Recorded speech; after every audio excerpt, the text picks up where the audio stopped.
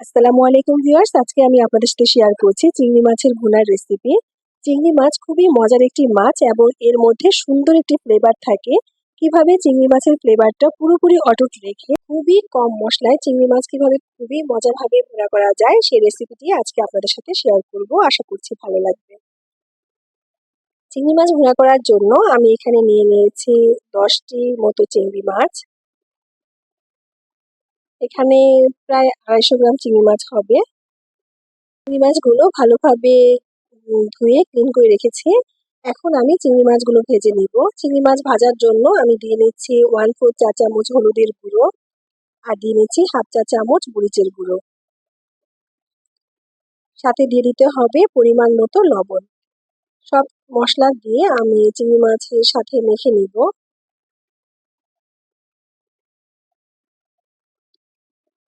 আমার চিংড়ি মাছগুলো মাখা হয়ে গেছে। এখন আমি চিংড়ি মাছগুলো ভেজে নিব।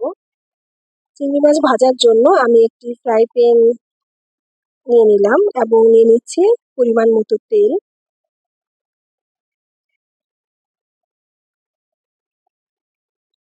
তেলটি যখন পুরোপুরি গরম হয়ে আসবে তখন চিংড়ি মাছগুলো দিয়ে দিচ্ছি।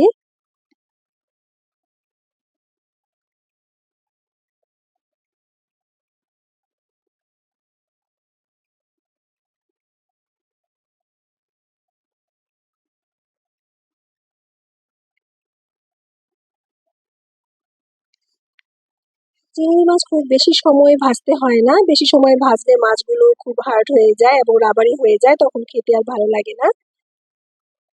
আমি সবগুলো চিংড়ি মাছ উল্টে দিচ্ছি।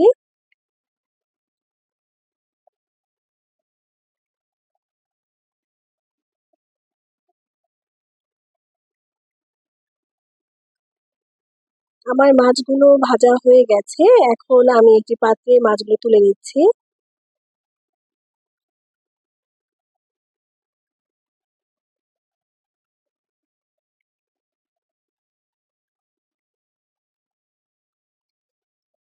এভাবে ভেজেও মাছ কিন্তু খেয়ে নেওয়া যায়, কিন্তু আজকে আমি ভুনা করব তাই একটি প্যানে নিয়ে নিয়েছি 2 টেবিল চামচের মতো সয়াবিন তেল এবং দিয়ে দিচ্ছি 1/2 কাপ পেঁয়াজ কুচি। পেঁয়াজ কুচি দিয়ে আমি কিছুক্ষণ তেলের মধ্যে ভেজে নিব যতক্ষণ না পেঁয়াজটা নরম হয়ে যাচ্ছে।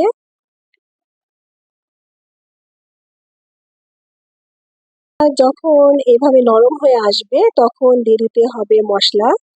আমি এখানে প্রথমে দিয়ে দিচ্ছি দিয়ে দিচ্ছি 1 চামচের একটু কম মরিচের গুঁড়ো,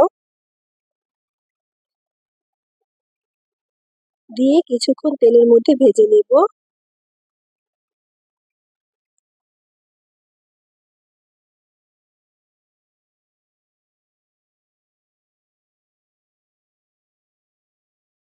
হলুদ মরিচের কাঁচা গন্ধটা থেকে যাবে, তখন কিন্তু ভুনাটা খেতে আর ভালো লাগবে না। তাই ভালোভাবে কষিয়ে হলুদ মরিচের কাঁচা গন্ধটা দূর করে নিতে হবে। এখন আমি দিয়ে দিচ্ছি পরিমাণ মতো লবণ। আমি চিংড়ি মাছ ভাজার সময় লবণ দিয়েছিলাম, সেই আন্দাজ করেই লবণ দিয়ে নিলাম। এখন আমার মশলা কষানো হয়ে গেছে। এখন আমি দিয়ে দিচ্ছি পরিমাণ মতো পানি। পানি দিয়ে আমি মশলার সাথে একটু মিশিয়ে নিচ্ছি। যখন পানিতে বলক চলে আসবে তখন আমি দিয়ে দিচ্ছি আমার ভেজে রাখা চিংড়ি মাছ।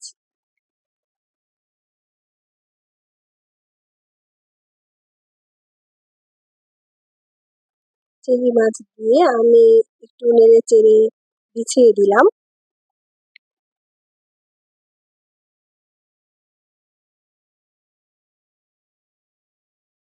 4-5টি কাঁচামরিচ। চিংড়ি মাছে কাঁচামরিচের ফ্লেভারটা কিন্তু খুবই ভালো লাগে। মাছটার ভিতরে যাতে মশলা ভালোভাবে ঢুকতে পারে সেজন্য আমি একটা ঢাকনা দিয়ে ঢেকে দিচ্ছি।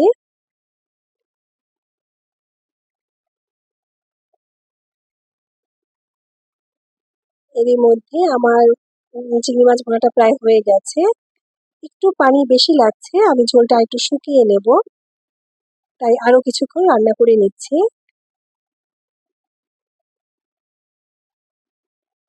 এখন ঝোলটা অনেকটাই টেনে এসছে এবং ভুনা ভাবটা পুরোপুরি চলে এসছে। আমার চিংড়ি মাছ ভুনা কমপ্লিট। এখন আমি আপনাদের পরিবেশন করে দেখাচ্ছি আমার চিংড়ি মাছটা কেমন হয়েছে। চিংড়ি মাছ বোনায় অবশ্যই আদা, রসুন, জিরা, ধনিয়া কোনোটাই ইউজ করবেন না, তাহলে চিংড়ি মাছের সুন্দর ফ্লেভারটা অটুট থাকে এবং চিংড়ি মাছ ভুনা খেতে খুবই ভালো লাগে। এভাবে চিংড়ি মাছ রান্না করে দেখবেন, খুবই মজার হবে চিংড়ি মাছ ভুনা। আশা করছি আমার রেসিপিটি ভালো লেগেছে। রেসিপিটি ভালো লাগলে একটি লাইক দিয়ে আমার পাশে থাকবেন এবং চ্যানেলটি সাবস্ক্রাইব করে রাখবেন।